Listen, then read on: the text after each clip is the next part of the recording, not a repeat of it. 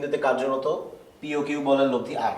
Q বলটিকে দ্বিগুণ করলে আরও দ্বিগুণ হয়। তার মানে এখানে কিন্তু আমার বলদ্বয়ের মধ্যবর্তী অ্যাঙ্গেল নিয়ে কোনো কথা বলা হয়নি। সো বলদ্বয়ের মধ্যবর্তী অ্যাঙ্গেল যেটা ছিল সেটাই থাকবে আলফা, মনে করো আমরা ধরে নিব একটু পরে। তো কিউ বলকে দ্বিগুণ করলে লব্ধিও আর দ্বিগুণ হয়ে যায়। আবার কিউকে বিপরীতমুখী করলে আরটা দ্বিগুণ হয়ে যায়। এই যে কিউকে বিপরীতমুখী করা, এই পয়েন্টটা ক্লিয়ার হতে হবে। এটার জন্য আমার ফিগারটা দরকার, এটার জন্য ফিগার রেখে আমরা জিনিস কনসেপ্টটা ক্লিয়ার করবো ইনশাল্লাহ। তো এখানে আপাতত দেখো যে প্রথমত পি আর কিউ বলদ্বয়ের লব্ধি আর আমরা ধরে নিলাম যে প্রাইমারিলি পি কিউ আলফা কোণে কাজ করছে। যদি তাই হয় তাহলে আমরা লব্ধি সূত্রটা লিখে ফেলতে চাই যে প্রথমত যে আর স্কোয়ার ইকুয়াল টু কী হবে বলো তো, P square plus Q square plus 2pq cos alpha. এটা তোমার 1 নাম্বার ইকুয়েশন। এবারে এসো, তোমাকে কি বলা হয়েছে যে কিউ বলকে যদি দ্বিগুণ করা হয় তাহলে আরও দ্বিগুণ হয়। কিউ বলকে দ্বিগুণ করার মানে কি? কিউ বলকে দ্বিগুণ করার মানে পি পি এর মতোই আছে, কিউ হয়ে গেল 2q। এবং যেহেতু অ্যাঙ্গেল সম্পর্কে কোনো কথা বলা হয়নি তাহলে কিন্তু আমার এখনো অ্যাঙ্গেলটা কত থাকবে বলতো, আলফাই থাকবে।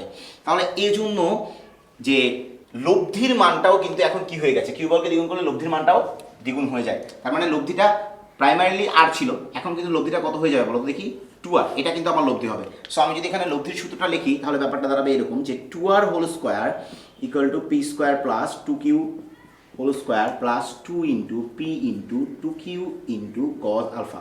সেই কজ আলফাই ব্যবহার করেছি কারণ কজ আলফার এখানে কোনো চেঞ্জ হয়নি। সো আলটিমেটলি ইকুয়েশনটা কি দাঁড়াচ্ছে দেখো, 4r square equal to P square plus 4q square plus 4pq cos alpha. এটা হচ্ছে তোমার নাম্বার 2 ইকুয়েশন। তাহলে এই গেল আমি দুটো ইনফরমেশন থেকে দুইটা ইকুয়েশন আগে বের করলাম। এখন থার্ড ইকুয়েশনটা কিভাবে আমি বের করব সেটা বোঝাটা একটু ইম্পর্টেন্ট। ওটার জন্য আমি একটা চিত্র এঁকে তোমাকে এই জিনিসটা এক্সপ্লেন করছি। দেখো, কিউকে বিপরীতমুখী করলেও আর দ্বিগুণ হয়ে যায়। আচ্ছা, কিউকে বিপরীতমুখী করা, এই ইফেক্টটাকে আমরা কিভাবে রিয়েলাইজ করব? দেখো, প্রথমত আমি এখানে চিত্রটা আসলে তোমাকে বোঝাতে চাই। আগে আমরা নর্মালি একটা চিত্র আঁকি, যে মনে করো তোমার এটা হচ্ছে তোমার পি ফোর্স, এটা হচ্ছে তোমার Q force. P R Q তাদের লব্ধি কত ছিল বলো তো, আর। লব্ধিটা ছিল আর, মনে করো এটা হচ্ছে আমার লব্ধি আর। এখন তোমাকে আসলে কি বলা হয়েছে ব্যাপারটা, যে তুমি কিউ বলটিকে বিপরীতমুখী করেছো।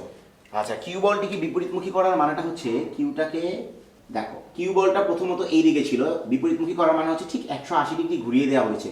তাহলে কিন্তু এই মানটা কিউ, কিন্তু ভেক্টর হিসেবে তুমি চিন্তা করলে ওটা যদি কিউ ভেক্টর হয় এটা কিন্তু মাইনাস কিউ ভেক্টর, বিপরীতমুখী করা হলো।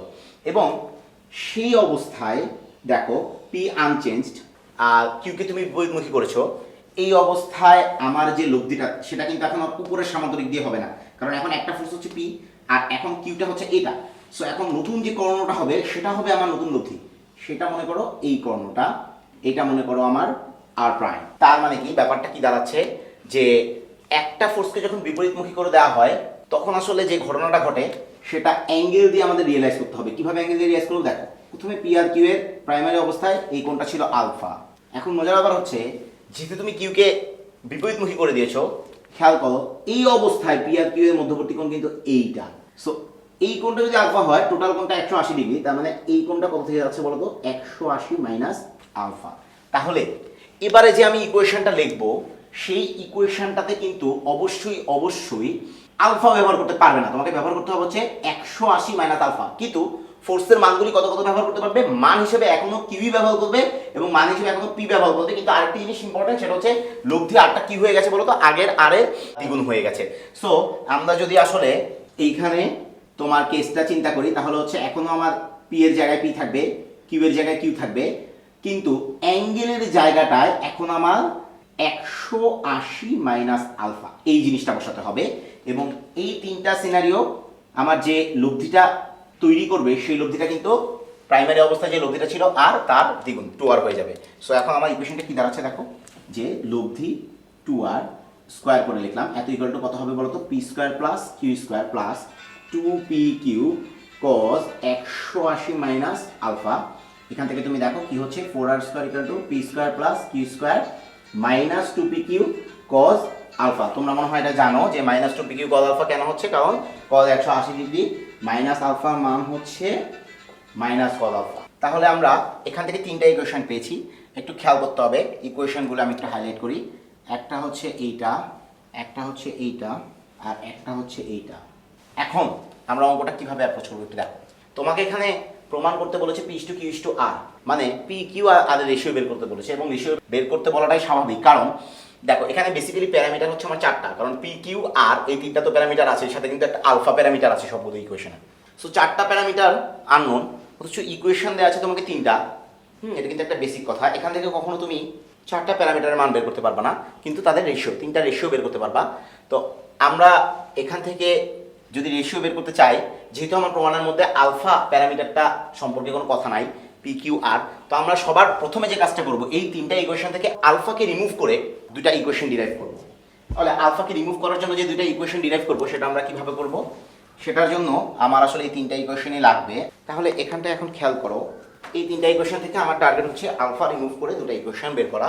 এটা খুব ইজি, একদম খালি চোখে দেখলে তুমি বুঝতে পারবে যে এখানে minus two P Q plus two P Q. So আমি সবার প্রথমে যেটা করব, এটা করাটাই স্বাভাবিক, যে 1 নাম্বার সমীকরণের সাথে 3 নাম্বার সমীকরণটাকে আমি যোগ করে দেবো সরাসরি। যোগ করে দিলে তুমি দেখতে পাচ্ছ এই পাশটা আসবে 5r² আর এখানে আসবে কত 2p² প্লাস 2q², আর এটা শূন্য হয়ে গেল।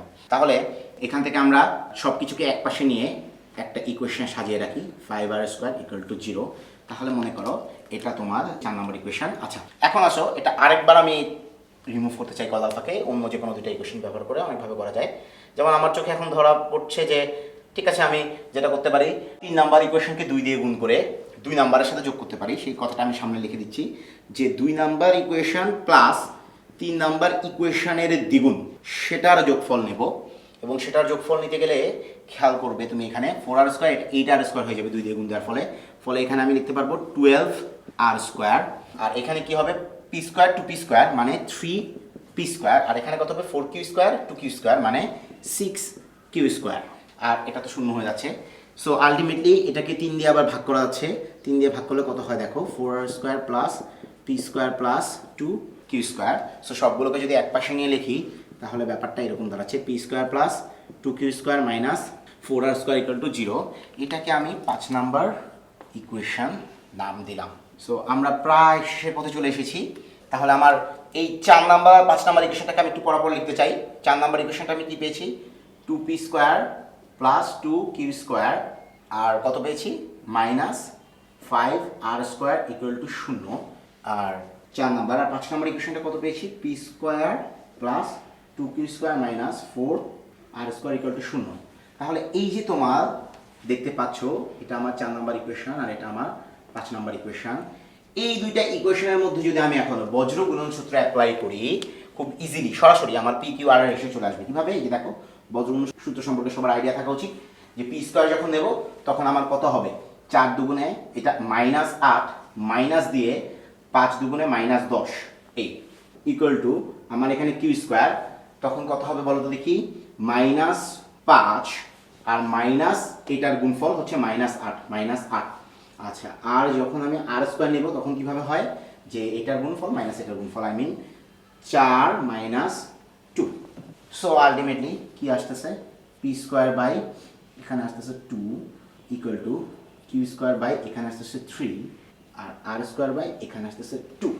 সো আমি যদি এখন রুট করে দিই পুরো ইকুয়েশনের সবগুলো সাইডকে, তাহলে p/√2 equal to q/√3 equal to r/√2। সুতরাং p/q/r ইকুয়াল টু √2/√3/√2। সো বন্ধুরা, এটাই আমাদের কাঙ্ক্ষিত প্রমাণ। বন্ধুরা, এই সমস্যাটিতে কি বলেছে দেখো, কোনো বিন্দুতে ক্রিয়ারত দুটি বলের বৃহত্তম লব্ধি ও ক্ষুদ্রতম লব্ধির মান যথাক্রমে এফ ও জি, বলদ্বয়ের অন্তর্গত কোণ যদি আলফা হয়, তাহলে প্রমাণ করতে বলেছে লব্ধির মানটা এত হবে। তাহলে এসো আমরা ধরে নিচ্ছি আমার বলদ্বয় পি এবং কিউ। তাহলে ঠিক আছে, এটা আলফা কোণে কাজ করছে, ঠিক আছে। তো আগে এসো আমার গিভেন ডাটার সাথে পি কিউকে রিলেট করি, যে এখানে বলদ্বয়ের বৃহত্তম লব্ধিটা হচ্ছে এফ। তার মানে আমরা কি জানি, দুইটা বলের বৃহত্তম লব্ধি হচ্ছে সিম্পলি তাদের যোগফলের সমান, সেটা হচ্ছে পি প্লাস কিউ, সেটার মান দেওয়া আছে এফ। এবং ক্ষুদ্রতম লব্ধিটা হচ্ছে দুটা বলের বিয়োগফলের সমান, তার মানে just P minus Q equal to তোমাকে দেওয়া আছে জি। এখন আমাকে লব্ধির মান বের করতে বলেছে। এখন খেয়াল করো, আমরা তো জানি লব্ধির মানের সূত্র হচ্ছে √p² plus q² plus 2pq call alpha. কিন্তু ব্যাপার হচ্ছে তোমার প্রমাণের মধ্যে কিন্তু পি কিউ এর কোনো নামগন্ধ নেই। সো পি কিউকে তোমার এফ এবং জি এর মাধ্যমে প্রকাশ করে তারপরে সেই লব্ধি সূত্রের মধ্যে বসাতে হবে। তাহলে আমরা প্রথমেই পি এর মানটা এবং কিউ এর মানটা আমার গিভেন ডাটা এফ এবং জি এর মাধ্যমে বের করে রাখতে চাই। তাহলে এসো বন্ধুরা, এখানে আমরা কিভাবে কি করতে পারি? এক নাম্বার ইকুয়েশন হচ্ছে যে P plus Q equal to F আর P minus Q equal to যদি জি হয়, তাহলে তোমরা বুঝতেই পারছো এখানে আমি দুইটা কাজ করবো। একবার 1 + 2 এই দুটি ইকুয়েশনকে যোগ করলে আমি সরাসরি কি পেয়ে যাচ্ছি? 2p ইকুয়াল টু, মানে আমি সরাসরি লিখলাম p ইকুয়াল টু কত আসবে আমার বলো তো? হাফ এফ প্লাস জি।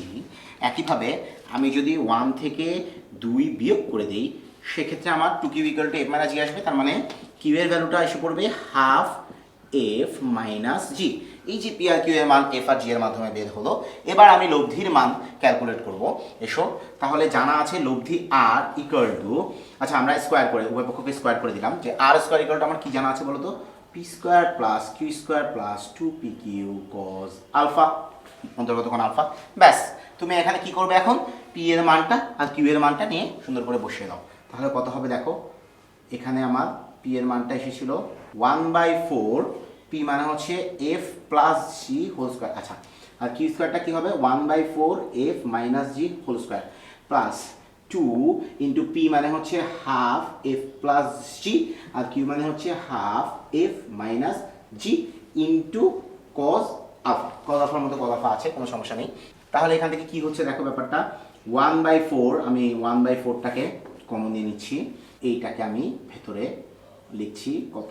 F plus G whole square plus F minus G whole square. আর এইখান থেকে দেখো তোমার 2 কাটাকাটি, যে একটা হাফ থেকে যাচ্ছে, একটা 2 কাটাকাটি চলে যাবে। তাহলে এখানে F plus G into F minus G, সূত্রটা দাঁড়াচ্ছে F square minus G square into cos alpha. So এখান থেকে আবার এটাও ফর্মুলায় পড়ে যাচ্ছে যে A plus B whole square plus A minus B whole square. এটার ফর্মুলাটা আমরা কি জানি? 2 into F square plus G square. আমরা আশা করি এই ফর্মুলাটা সবাই জানি। তাহলে half F square minus G square এখানে আছে ইন্টু কজ আলফার সাথে। তাহলে এখান থেকে তুমি দেখতে পাচ্ছ, এখান থেকেও আমরা একটা 2 এখান থেকে কেটে দিলে 2 থেকে যায়। তাহলে আলটিমেটলি কি দাঁড়াচ্ছে ব্যাপারটা? হাফ। আচ্ছা বন্ধুরা, আমরা এখানে যেটা করছি, হাফটা সরাসরি গুণ করে দিচ্ছি। আচ্ছা, half F square plus half G square আমি ভেঙে দিলাম, half F square half G square. এখানে কি থাকছে দেখো?